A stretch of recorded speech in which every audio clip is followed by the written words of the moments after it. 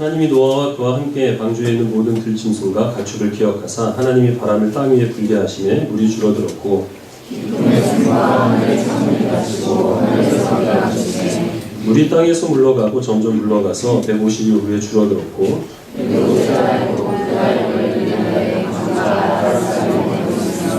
물이 점점 줄어들어 열째 달 곧 그 달 초하룻날에 산들의 봉우리가 보였더라.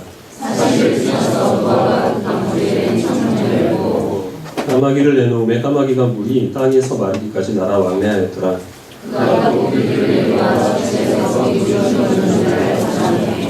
온 지면에 물이 있으므로 비둘기가 발붙일 곳을 찾지 못하고 방주로 돌아와 그에게로 오는지라. 그가 손을 내밀어 방주 안 자기에게로 받아들이고 저녁 때에 비둘기가 그에게로 돌아왔는데 그 입에 감람나무 새 잎사귀가 있는지라. 이에 노아가 땅에 물이 줄어든 줄을 알았으며 또 7일을 기다려 비둘기를 내놓음에 다시는 그에게로 돌아오지 아니하였더라.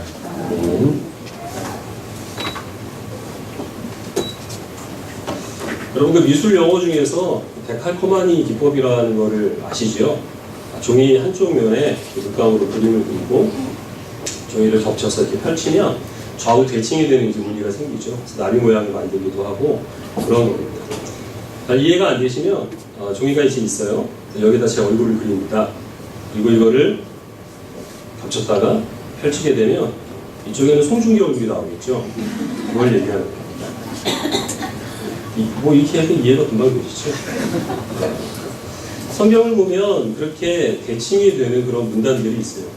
예를 들어서 우리가 지난주에 읽은 홍수 사건과 그리고 이번 주에 읽은 홍수 사건이 좌우로 대칭이 되는 그런 문단입니다. 하나님께서 노아에게 방주를 만들어라 라고 말씀을 하시고 7일 후에 비가 내리기 시작, 방주가 다 완성된 후에 7일 후에 홍수가 있을 것이다 라고 말씀을 하시고 실제로 7일 후부터 비가 내리기 시작을 하죠. 그리고 땅에 그 홍수가 40일 동안 지속이 됩니다. 그리고 땅에 150일 동안 물이 가득 차게 되고 그리고 나서 또 150일 후에 그 물이 감하게 되죠. 그리고 150과 150이라는 그 숫자가 나왔는데 처음에 시작된 7, 7, 40, 150이라는 숫자가 이제 150일 후에 물이 150일 동안 물이 감하게 된다는 그 말씀 이후로부터 다시 반복이 됩니다. 그래서 150이 나왔으니까 그 다음에 나올 숫자는 무엇일까요? 40이 나와야죠. 그래서 노아는 물이 이 마르기 시작한 후로부터 150 동안 마르기 시작한 후로부터 그때로부터 40일 후에 창 밖으로 비둘기와 까마귀를 내보내게 됩니다. 그리고 그 비둘기와 까마귀가 앉을 곳을 찾지 못해서 다시 방주 안으로 이제 들어오게 되죠. 그래서 물이 다 마르지 않았다는 사실을 알게 되고 7일 후에 다시 이 노아는 비둘기를 날려보냅니다. 이번에는 그 비둘기가 감람나무 잎을 물고 들어오게 되죠. 그리고 다시 또 7일 후에 이 노아가 비둘기를 성 밖으로 내보내게 되었을 때 이번에는 그 비둘기가 돌아오지 않습니다. 그래서 땅에 물이 다 말라서 이 비둘기가 보금자리를 마련했다는 사실을 알고 한동안 방주에 있다가 하나님께서 이제 너희가 나와라 라고 말씀하실 때 노아는 방주에서 나오게 되죠. 이때가 방주에 들어간 지 1년하고 11일이 지난 후가 됩니다. 그래서 이 방주를 만든 후로부터 방주에서 나올 때까지 이 성경에 나오는 그 날짜 수를 보면 7, 7, 40, 150 그리고 다시 거꾸로 150, 40, 7, 7 이게 이제 대충으로 반복이 되는데 그것이 의미하는 바가 무엇이냐 하면 그렇게 대칭이 되는 문단이 나올 때는 그 문단을 통해서 하나님께서 하시고자 하는 말씀은 접히는 부분 가장 중앙에 있는 부분이 하나님께서 하시고자 하는 말씀이라 라는 것을 암시하는 겁니다. 그래서 이 홍수 사건을 통해서 하나님께서 우리들에게 하시고자 하는 말씀은 8장 1절에 있는 말씀입니다. 거기가 바로 이제 겹치는 부분이거든요. 거기 보시면 하나님이 노아와 그와 함께 방주에 있는 모든 들짐승과 가축을 기억하사 이렇게 말씀하고 있습니다. 즉 홍수 심판을 통하여서 우리는 많은 교훈을 얻을 수 있죠. 죄의 무서움, 하나님의 어떤 심판의 엄중함, 그리고 노아의 순종 이런 다양한 교훈들을 얻을 수 있지만 가장 궁극적으로 이 홍수 사건을 통해서 하나님께서 우리들에게 하시고자 하는 말씀은 이 온 세상을 잠기는 홍수 심판이 진행되는 동안에 하나님께서는 노아를 기억하셨다는 겁니다. 근데 여기서 기억하셨다는 말이 잊어버리고 있다가 떠올랐다는 의미는 아니겠죠. 하나님께서 홍수로 세상을 막 심판을 하세요. 그래서 막 진노를 쏟아붓고 계시는데 노아를 깜빡한 겁니다. 그러다 갑자기 생각이 나서 내가 노아는 살려준다고 했지? 얘는 어떻게 됐지? 그때서야 찾으셨다는 것이 아니고 여기서 나와 있는 기억하다라는 말의 그 원뜻은 새기다라는 말입니다. 우리가 무엇인가를 뚜렷하게 기억하기 위해서 돌에다가 뭔가를 새기는 것처럼 하나님께서는 하나님의 마음에 그 노아의 이름을 항상 새기고 계셨다는 거예요. 이 홍수 심판 자체가 악한 세상으로부터 노아를 구원하시기 위해서 베푼 심판이기 때문에 이 심판이 진행되는 과정 가운데서 하나님은 한시도 노아를 잊어버리지 않았다는 겁니다. 그리고 이제는 그 노아를 구원하기 위한 그 일을 8장 1절부터 하나님께서 본격적으로 물을 감하게 하심으로 이루어 가신다라는 그런 의미가 있습니다. 여기서 지금 사용된 1절에 사용된 이 기억한다라는 그 말씀이 출애굽기에서도 또 똑같이 사용이 되는데 우리 출애굽기 2장 23절 말씀 같이 보겠습니다.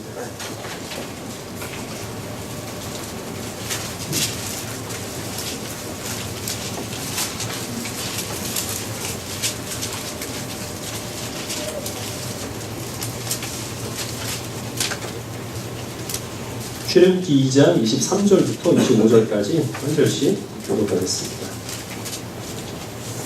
23절을 제가 먼저 읽겠습니다. 여러 해 후에 애굽 왕은 죽었고 이스라엘 자손은 고된 노동으로 말미암아 탄식하며 부르짖으니 그 고된 노동으로 말미암아 부르짖는 소리가 하나님께 상달된지라.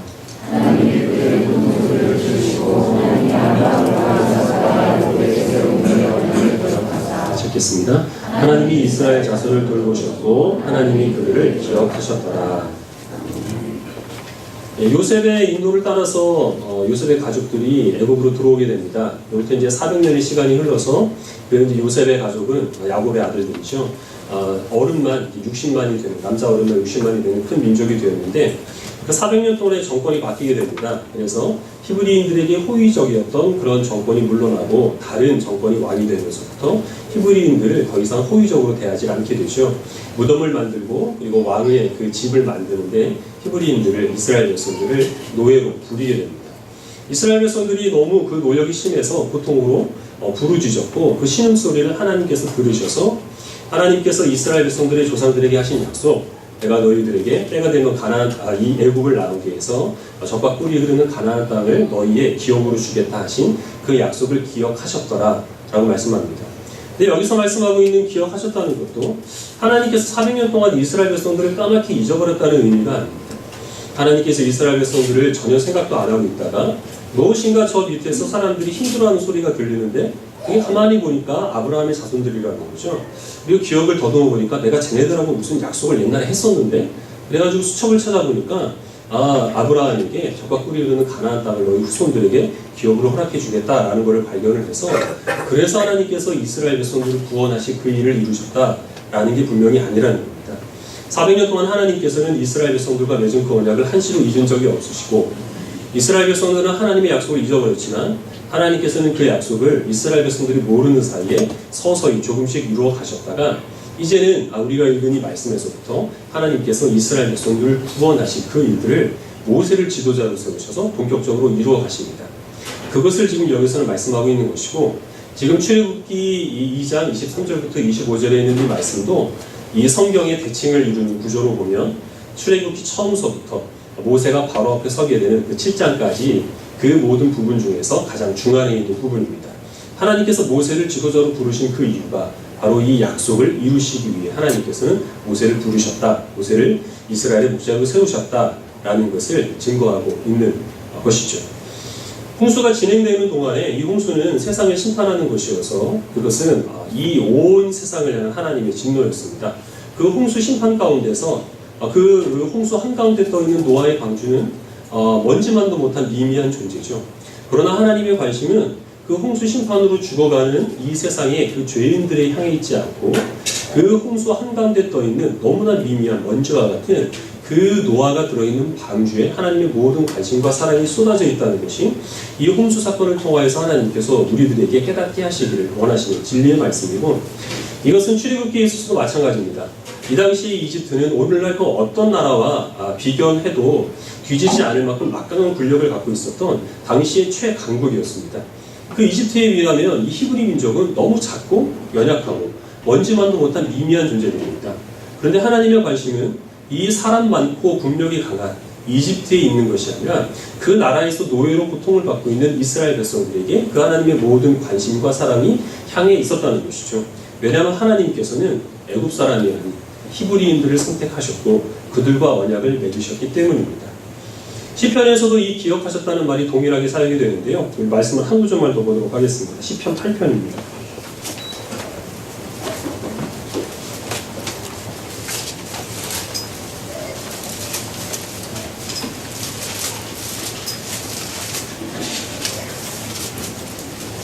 구약 808페이지 시편 8편 1절부터 9절까지의 말씀을 한 절씩 교독을 하겠습니다.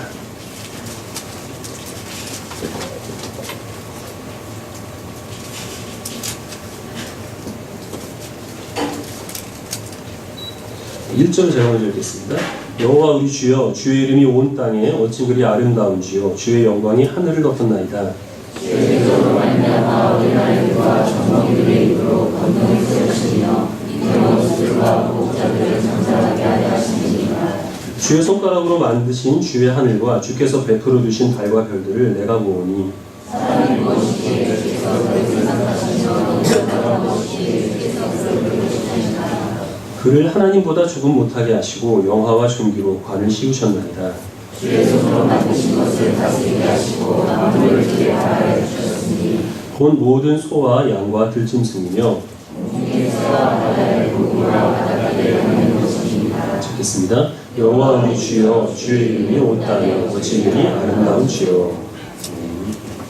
다윗의 시편인데요. 다윗은 하나님의 영광과 하나님의 이름의 그 위엄을 찬양하는 것으로 이 시편을 시작을 합니다. 어찌 그리 하나님의 이름과 주님의 영광이 아름다운 주여. 그리고 나서 그 영광스러운 하나님 앞에 서 있는 자신의 모습을 보니까 젖먹여 갖고 어린아이가 같다 이렇게 얘기를 하죠. 근데 이렇게 젖먹여 갖고 어린아이 같은 연약한 자신을 통하여서 하나님께서는 주의 대적들을 잠잠케 하셨습니다. 골리앗이라든지 아니면 사울과 같은 그런 하나님을 대적하는 악한 사람들을 이 연약한 다윗을 통하여서 하나님께서 다스리게 하신 것이죠. 그리고 다윗의 시선은 이제 천지를 창조하신 하나님의 능력으로 향합니다. 밤하늘에 있는 모든 그 달과 별들을 보니까 그것들을 우리가 헤아릴 수 없을 만큼 높은 곳에 있는데 하나님께서는 말씀만으로 그리고 주님께서는 주의 손가락으로 그 모든 하늘과 그리고 달과 별들을 베풀어 주셨고 그 하나님의 능력이 너무나 기가 막히다는 겁니다. 근데 더 놀라운 것이 무엇이냐면 그렇게 영광스러운 하나님께서 내가 무엇이길래 사람이 무엇이길래 사람을 그토록 소중하게 여기셔서 하나님보다 조금 못하게 하시고 영광과 존귀로 관을 씌우셨는지 그 하나님의 은혜를 다윗은 도무지 이해를 하지 못합니다. 이 말씀은 직접적으로 지금 이스라엘의 왕이 된 다윗 자신을 지금 가리키고 있는 겁니다. 다윗은 양치기 목동이었죠. 왕의 가문과는 아무 상관도 없는 별 볼 일 없는 가문에서 막내 아들이었습니다. 그러나 하나님께서는 그런 다윗을 이스라엘 왕으로 삼아주셨는데 전능하신 하나님께서 무엇이 부족하셔서 자신을 이스라엘 왕으로 삼아주셨는지 그것을 헤아리지 못하겠다는 겁니다. 그 기가 막힌 은혜를 다윗은 찬양을 하고 이것은 더 나아가서는 다윗뿐만 아니라 창조 질서 가운데 모든 피조물들을 다스리는 하나님의 대리자의 권리를 주신 모든 우리 하나님의 백성들을 향한 하나님의 놀라운 사랑을 찬양을 하고 있습니다. 하나님께서 이 천지 만물을 다스리신 권세를 우리들에게 주셨는데 그것은 우리가 그럴 만한 능력이 있어서가 아니라 연약한 다윗을 하나님께서 은혜를 베푸셔서 왕으로 세워주셨던 것 같이 어린아이 같고 젖먹이 같은 우리들을 하나님의 대리자로 이 세상에 세워주신 하나님의 놀라운 은혜가 있었기에 가능한 일이라는 것이죠. 그리고 다시 1절에 있었던 주의 이름과 하나님의 영광이 어찌 그리 아름다운지요 라는 말씀을 반복을 합니다. 그래서 우리는 이 시편 8편 전체가 하나의 말씀드린 바와 같은 대칭으로 되어 있다는 사실을 알게 되죠. 그럼 이 시편에서 가장 핵심에 있는 말씀은 무엇이겠습니까? 4절에 있는 말씀입니다. 사람이 무엇이기에 주께서 그를 생각하시며 인자가 무엇이기에 주께서 그를 돌보시나이까. 여기서 있는 그를 생각하시며 라는 이 단어가 번역은 달리 되었지만 바로 창세기와 출애굽기에서 쓰였던 하나님이 기억하신다 라는 바로 그 단어입니다. 하나님께서 마음에 새기셨습니다. 다윗의 마음에 새기심으로 그 은혜로 다윗이 왕이 되었습니다. 다윗이 왕이 되어서 그 당시 어떤 이스라엘 사람도 누리지 못했던 그런 막강한 권력을 갖고 있지만 그러나 다윗이 왕이 되었던 당시의 상황은 그렇게 왕권이 강하지를 못했습니다. 여전히 사울 집안에 속한 사람들은 다윗을 왕으로 인정하지 않고 있었고 블레셋을 비롯한 많은 그 외적들이 여전히 이스라엘을 위협하는 그러한 가운데 있었습니다. 그런 상황에서 다윗이 왕이 된 것이죠. 해야 될 일이 너무나 많습니다. 이스라엘도 통일을 해야 되고 대적들로 물리쳐야 되고 이스라엘 백성들을 영적으로 온전하게 인도하는 그 일들을 감당을 해야 하는데 다윗이 지금 갖고 있는 생각은 여전히 자신은 젖먹이와 같고 어린아이 같다는 거예요. 양치기였던 자신이 왕이 되었기 때문에 아무리 그 긴 인생에 많은 경험들을 겪었다 하더라도, 그리고 많은 대적들을 물리쳤다 하더라도 다윗은 왕으로서 이스라엘을 다스릴 어떤 능력이 자신에게 없다는 사실을 너무나 잘 알고 있었던 겁니다. 그러나 하나님께서 그런 미천한 자신을 지금까지 사랑으로 인도하여 주시고 하나님이 자신을 보살펴 주셔서 영화와 존귀로 관을 씌워 주셨던 것과 같이 왕이 된 이후에도 여전히 그 모든 다스리는 일들을 지혜롭게 감당할 수 있도록 하나님께서는 다윗을 기억하시고 생각하시고 보살피심으로 그 왕이 된 직분을 온전히 감당할 수 있다는 사실을 지금 다윗은 이 시편을 통하여서 고백을 하고 있는 겁니다. 왕이 된 것, 왕이 되어서 그 모든 일들을 하는 것, 그 모든 중심에 다윗을 생각하시고 보살피시는 하나님의 은혜가 있음을 다윗은 고백을 하고 있는 것이죠. 우리 다시 시선을 노아로 돌려서 방주에 노아가 있을 때 그가 어떤 마음이었을지 한번 생각을 해봅시다. 노아는 물이 다 말랐다는 사실을 알고도 섣불리 방주 밖으로 나오지를 못합니다. 그 온 세상을 삼키는 거대한 홍수 가운데서 아무리 노아가 당대의 의인이었다 하더라도 두려울 수밖에 없었던 겁니다. 조심스러울 수밖에 없죠. 그리고 거기에 더해서 노아는 자기 위치가 있습니다. 그 배에 타고 있는 사람은 8명이었는데 그 8명들은 노아의 가족이고 노아는 그들의 가장입니다. 자기의 부인, 자기의 아이들, 그리고 그 자녀의 그 아들들의 이제 며느리들이 그 배에 탄 사람들인데, 물론 신실한 노아의 협력자이긴 하지만 그러나 그 사람들 중에서 노아가 의지할 만한 사람은 없습니다. 노아는 그 사람들을 책임져야 하는 입장에 있는 것이고 거기에 있는 사람들뿐만 아니라 모든 동물들까지 지금 노아 한 사람만 쳐다보고 있는 그런 상황에서 방주 안에서 1년 넘는 시간을 버텨야 했다는 것이죠. 그렇기 때문에 하나님께서는 이 홍수 심판이 진행되는 가운데서도 하나님의 시선을 노아에게 집중하시고 그를 잊지 아니하시고 기억하시고 보살피시고 돌보셨다는 겁니다. 시편을 기록한 그런 다윗 상황도 역시 마찬가지였고, 그리고 또한 이 창세기와 출애굽기를 기록한 모세도 동일한 상황이었습니다. 모세는 남자 어른만 60만이 되는 이스라엘 백성들을 인도하는 목자로 지금 이스라엘 백성들을 데리고 광야로 나와 있습니다. 모세를 돕는 사람들도 물론 있지요. 그러나 그 누구도 모세에게 있어서 의지가 될 만한 사람들은 없습니다. 오히려 이스라엘 백성 가운데서 어떤 문제가 일어나면 이스라엘 백성들은 하나님을 원망하기보다 먼저 모세를 찾아와서 네가 우리를 죽이려고 광야로 끌어왔느냐, 모세에게 모든 원망을 퍼붓는 그런 자리에 있었습니다. 그럼 모세에게 하나님께서는 창세기와 출애굽기 말씀을 허락하여 주셔서 너와 비슷한 상황 가운데 있었던 노아를 하나님께서는 기억하셨고, 이 이스라엘 백성을 하나님은 400년 동안 한시도 잊지 아니하시고 그들의 이름을 마음에 새기셨고, 그 동일한 사랑으로 지금 이스라엘의 목자로 세움받은 너와 함께 있다는 사실을 모세에게 깨닫게 해주신 것이죠. 모세가 의지할 것은 오직 그 노아와 그리고 이스라엘 백성들을 기억하신 하나님께서 동일한 사랑으로 지금 나와 함께 하시고 나를 기억하시고 나를 생각하신다라는 것이 유일한 위로였을 겁니다.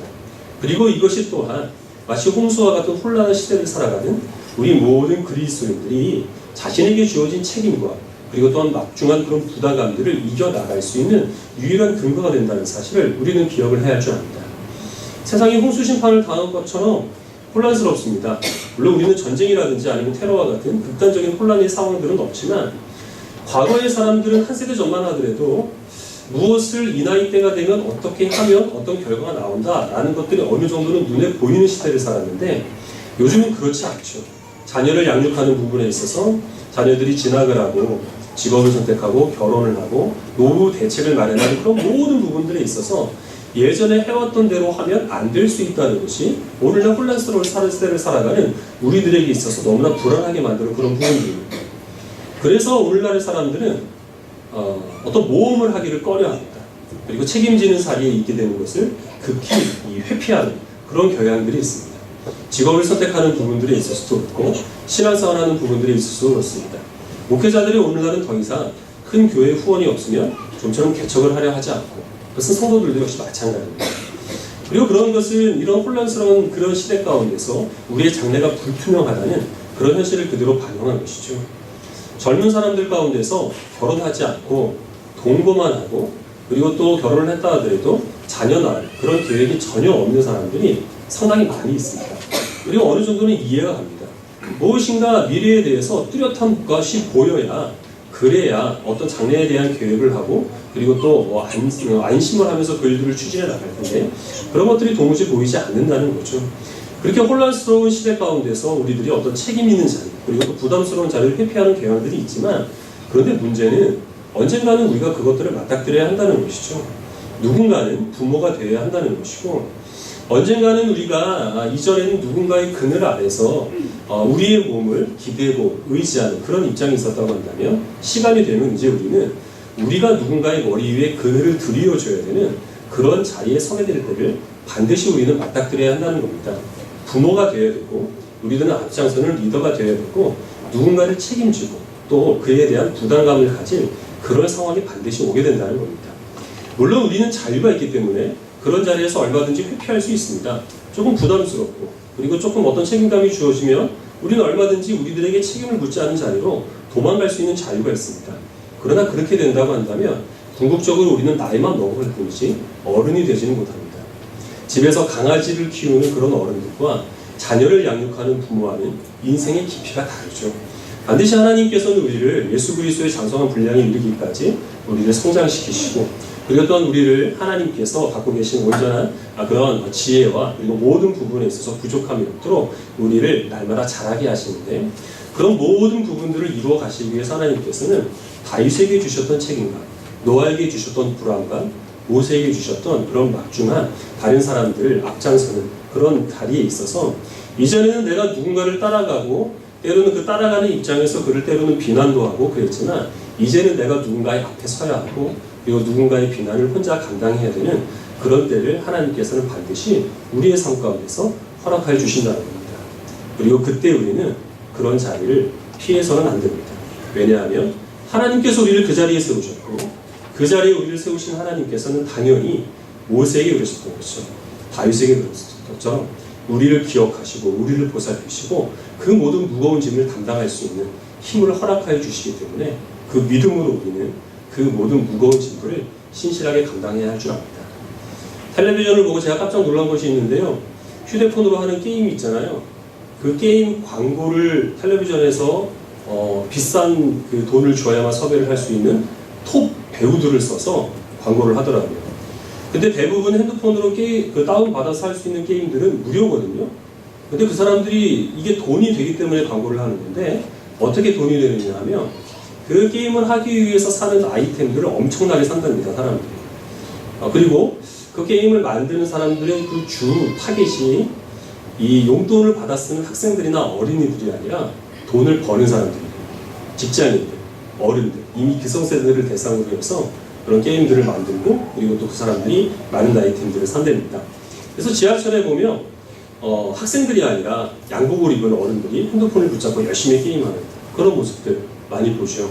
그런데 그게 그 직장 생활이라고 하는 스트레스를 어느 정도 해소할 수 있는 그런 탈출구로 사람들이 그런 데 많이 의지를 하는 그런 증거죠.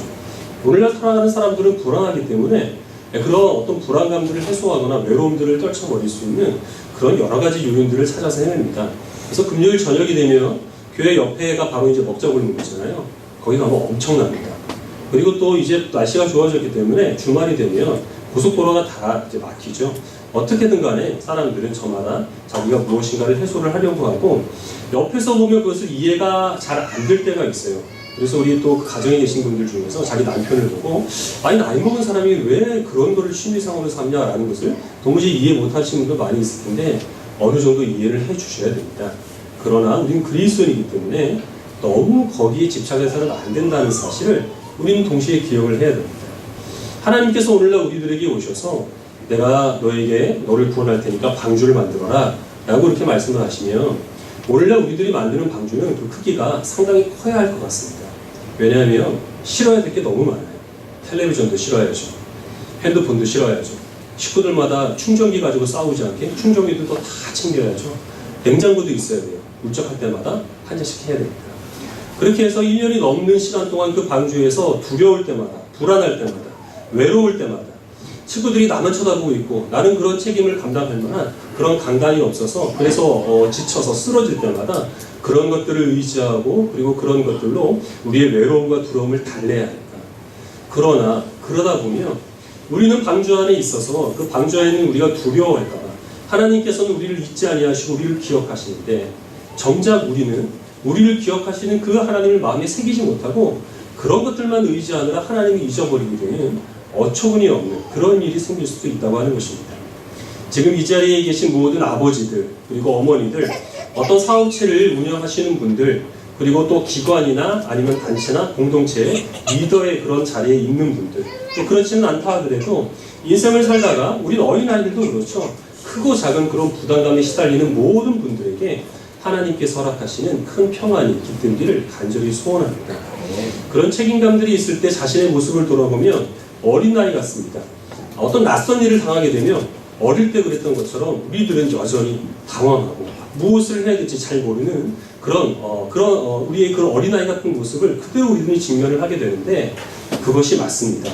우리는 늘 어린아이 같습니다. 그러나 우리가 그 일을 감당할 수 있는 그 근거는 무엇이냐면 우리를 그 자리로 세우신 하나님의 은혜입니다. 우리를 그 자리로 세우셔서 많은 짐들을 맡겨주신 하나님께서 우리를 기억하시고 주님께서 우리를 보살피신다는 하나님의 사랑이 우리를 그 자리에서 모든 책임들과 인생의 무거운 짐들을 감당할 수 있는 능력으로 우리들에게 주어지게 됩니다. 그런 어떤 그 부담감과 그리고 책임감이 있다 하더라도 그것을 회피하지 마시고 담대하게 맞닥뜨리시길 바랍니다.